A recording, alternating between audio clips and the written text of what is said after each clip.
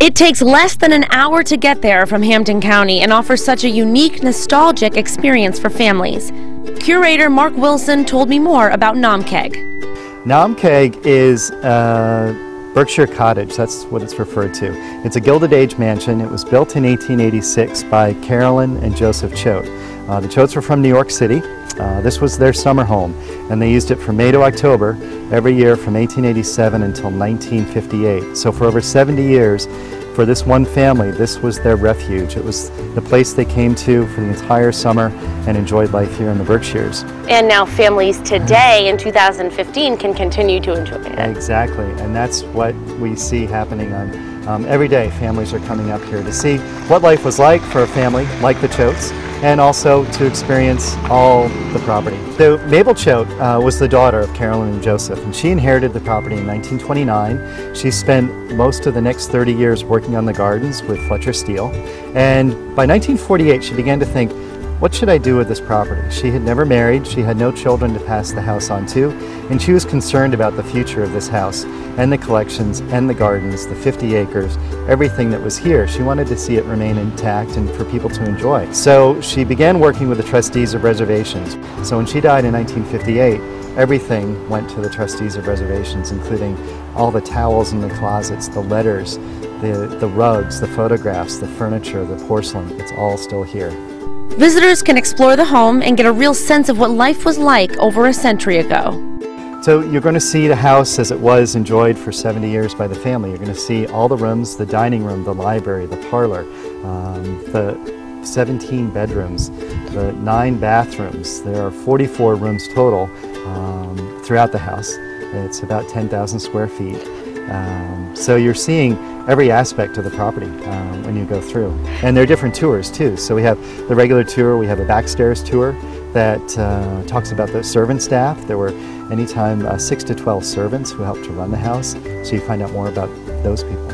You're going to see the butler's pantry, which is the room where all the food was put together on plates and then served into the dining room next door. You'll see the formal parlor where they would gather and they would play bridge in the afternoon.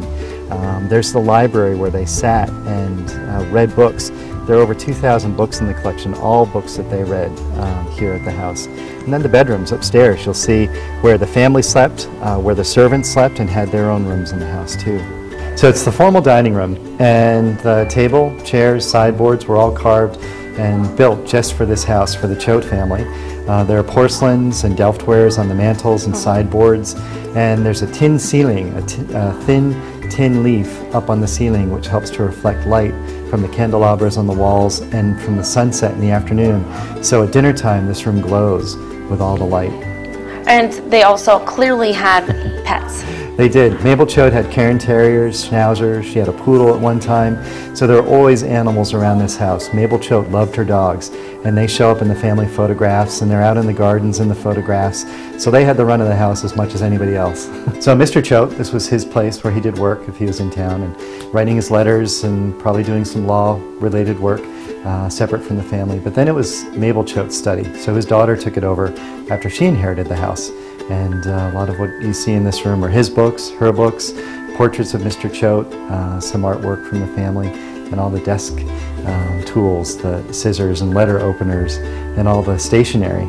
It's all here. Even the typewriter that they used to type their letters. Even souvenirs from their travels around the world. Like up on the top of the shelves, there's some incense burners from travels to the Mideast. This home was designed and built in the 1800s by a very well-known team of architects. So the house was designed by McKim, Mead & White.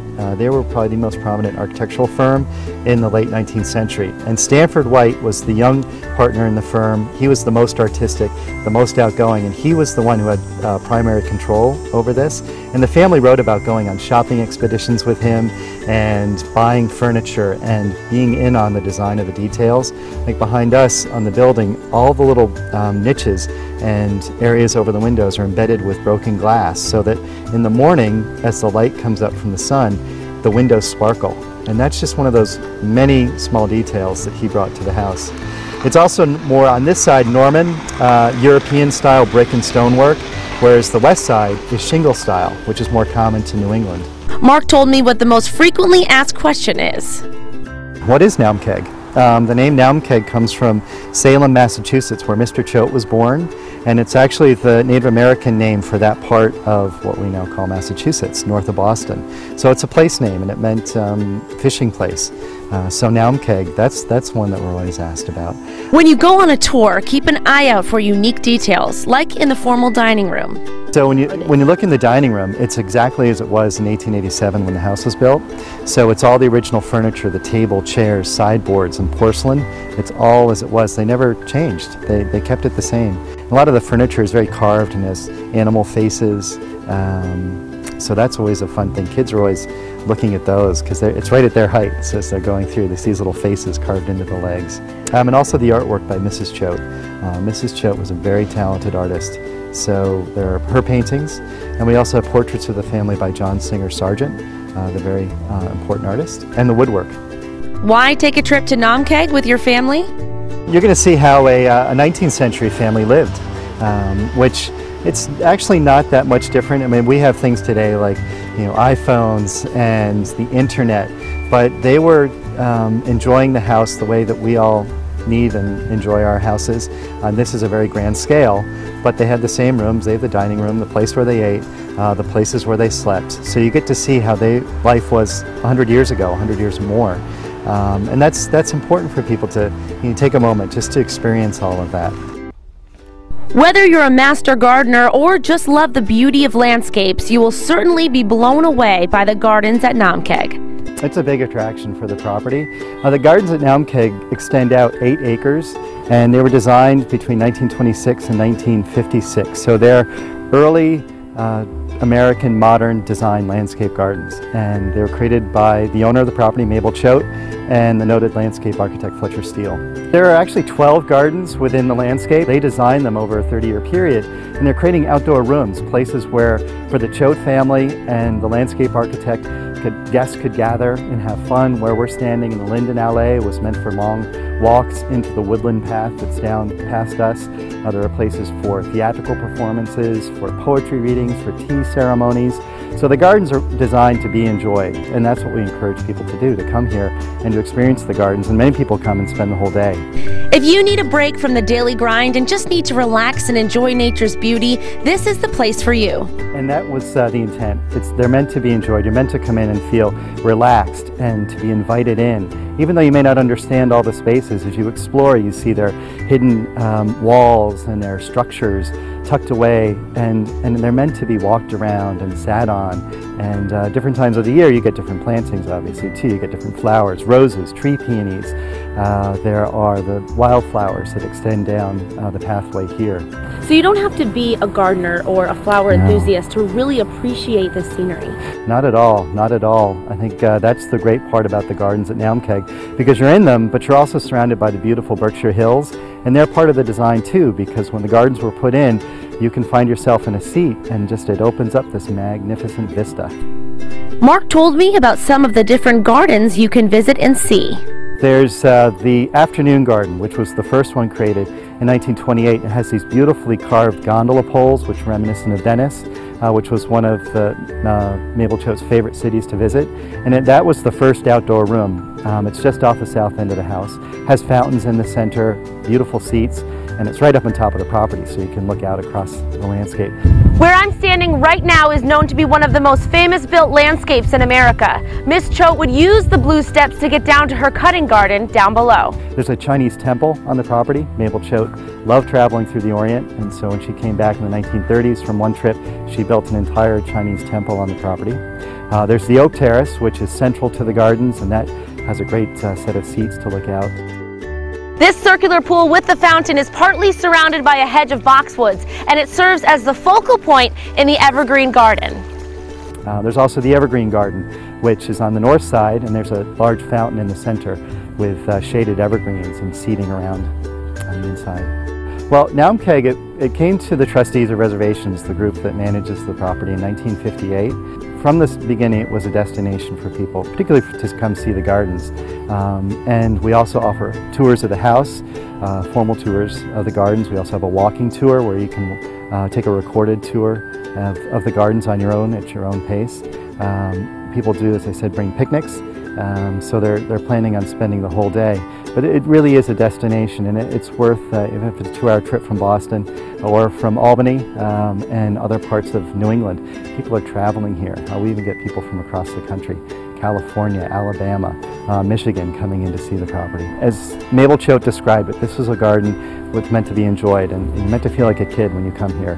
And that's what we see happening. So for a family coming in, we have the Oak Cafe with food and drinks and coffee. We have picnic blankets, so you can take your blanket out or grab a seat and find your own special place here at Naumkeag. There's also a large orchard and 40 acres of fields down below with Angus, black Angus, that graze the fields. There's an old barn and a greenhouse complex which we're reconstructing. So it's not just the formal gardens, there's almost 50 acres of land to explore here. So we see people coming in all day and leaving tired at the end of the day, and that's great. Part of our lives nowadays, but if we use it to our benefit, we can look up amazing places to take our family in a beautiful setting to create lasting memories. I'm here with Brian Cruey. He is the general manager of Naumkeag. Brian, it is absolutely breathtaking being here. Yes, imagine working here. I couldn't even imagine. Now, we're talking about family focus because a lot of us feel like we're so wrapped up in this world of technology that it's hard to really make those lasting moments in beautiful places with our families. Traditionally, Naumkeag has always been a place for family. The Choate family started coming here in the 1880s, picnicking under this giant oak tree you see behind me before they built the house in 1886. They would come up from New York City with the family, and this was really a haven for them to escape the hustle and bustle. And so now, even today, so many years later, you offer a lot of opportunity for families to enjoy quality time together. That's right. We always encourage people to spend the day here with a picnic with the whole family. On Thursdays, we put out old-fashioned lawn games like croquet, pickup sticks, a giant Connect 4 board that we welcome people to enjoy. Every Wednesday in August, we have Watermelon Wednesdays, where we provide live music, storytelling, watermelon snacks in the evenings. We encourage local families to come to that, and visitors as well. We also have tours that are geared towards children, some scavenger hunts that they can partake in around the garden and around the outside of the house. We have fountains that we encourage splashing and playing in.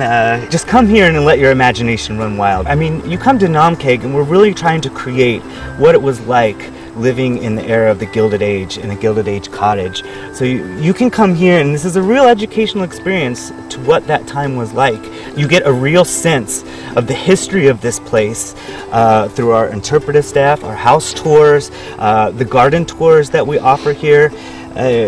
You leave with a real sense of place and just how special this place is and why the trustees value it as one of their properties. Brian told me that he loves to see the expression on visitors' faces when they visit for the very first time.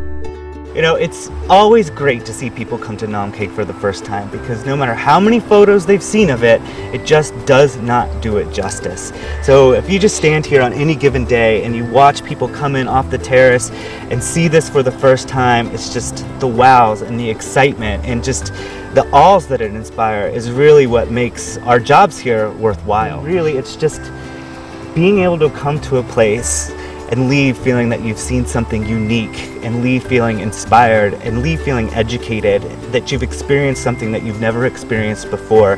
That's the real reason to come to Naumkeag. Whether you want to enjoy a picnic lunch under the shade of the oak tree or just sit and take in these spectacular views, one thing is for sure, there's plenty for families to do here at Naumkeag.